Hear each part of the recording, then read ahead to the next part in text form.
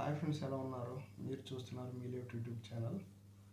ఈ మధ్య నన్ను చాలామంది అడిగే డౌట్స్ ఏంటంటే, ఈ పూర్వం జమీందారులు ఉన్నటువంటి ఎస్టేట్ భూముల్లో వాళ్ళకి ఎస్టేట్ ద్వారా సంక్రమించినటువంటి రైతులకి వాళ్ళ హక్కుదారులా కాదా, వాళ్ళ పొజిషన్ ఏంటనేది ఎప్పటి నుంచి ఉన్నటువంటి డౌట్లు అదొకటి. ఈ జమీందారు దగ్గర చాలామంది పనిచేసేవాళ్ళు ఎవరంటే ఈ చాకలోళ్ళు, ఆయన సంరక్షకులు, ఆయన దగ్గరటువంటి జమీందార్ గారు అంటే ఆయనకి అన్ని పనులు సమకూర్చే వ్యక్తులు పనులు ఉండేవాళ్ళు కాబట్టి వాళ్ళందరికీ కూడా జమీందార్ గారు ఏం చేసేవాళ్ళు అంటే కొంత భూమిని ఆ పని చేస్తున్నందుకు, నువ్వు నా దగ్గర ఇలా పని చేస్తున్నందుకు నువ్వు జీతం లేకుండా నువ్వు ఈ తిని బతుకని చెప్పేసేసి కొంత భూమిని ఇచ్చేవాళ్ళు. ఆ భూమి మీద వీళ్ళు హక్కుదారులుగా భూమి పండించుకుంటూ ఉండేవాళ్ళు.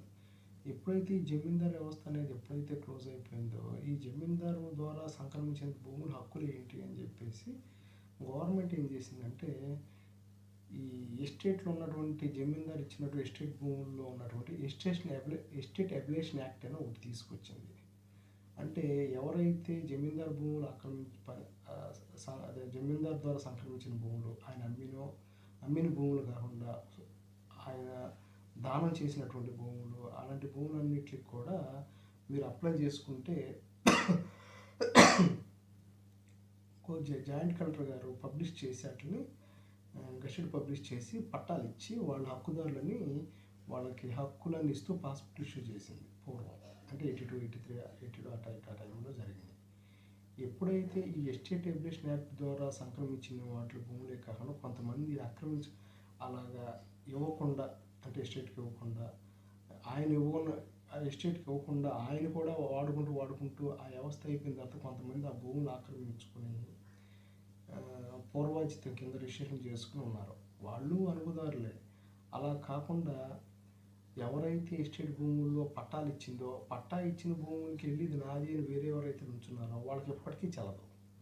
ఎవరైతే పట్టా ఇచ్చిన హోల్డర్ ఉంటారో, ఎప్పుడైతే పట్టా ఇచ్చిన హోల్డరే ఎప్పుడైనా సరే ఇది అవుతారు, ఎవరు హక్కుదారుడు అనుభవదారుడు అవుతాడు తప్ప ఈ ఎస్టేట్లో ఉన్నటువంటి ల్యాండ్స్కి సక్రమంగా ఆక్రమించుకుని కనుక తీసుకున్న వాళ్ళు ఎప్పుడూ అనుభవదారులు హక్కుదారులు అవ్వరు.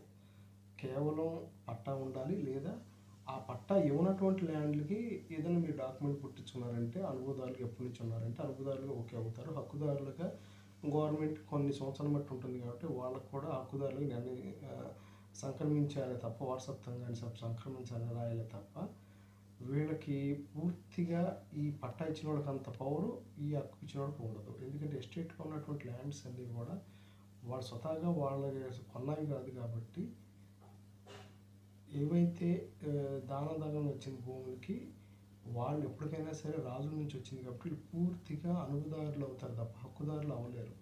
కొంతకాలం తర్వాత వాళ్ళు చేసి ఇప్పుడు రీసర్వే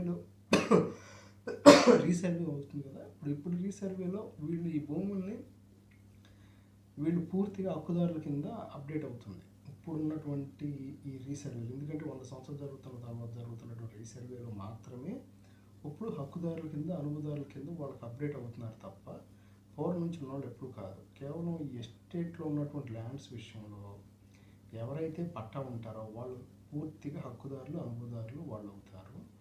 ఈ పూర్వజితం అని చెప్పేసి రాజుగారు ఎవరికి రాయినట్టు భూములు, కొంత ఆక్రమించుకున్న భూములు ఎప్పటి నుంచో ఉన్నటువంటి వాళ్ళు హక్కుదారులు అవుతున్నారు. ఇప్పుడు ఈ రీసర్వేలో హక్కుదారులు కూడా నిర్ణయం జరుగుతుంది. సో ఈ రెండు విషయాలు గమనించి సాధ్యమైనంత వరకు రీసర్వే జరుగుతున్నప్పుడు దగ్గరుండి ఆ భూములకి మీరు కనుక ఎప్పటి నుంచో అనుభవం ఉండి తరాల నుంచి మీదే అని చెప్పేసి మీరు తహసీలై కట్టి మీరు ఎప్పటి నుంచో ఉండడం వల్ల అది మీకు అనుభవదారులు అయ్యారు కాబట్టి హక్కుదారుల కింద ఇప్పుడు రీసర్వేలో మీరు అప్డేట్ చేసుకోవచ్చు. ఓకే ఫ్రెండ్స్, ఇంకో విషయంలో మంచి టాపిక్తో మళ్ళీ ముందుకు వస్తాను.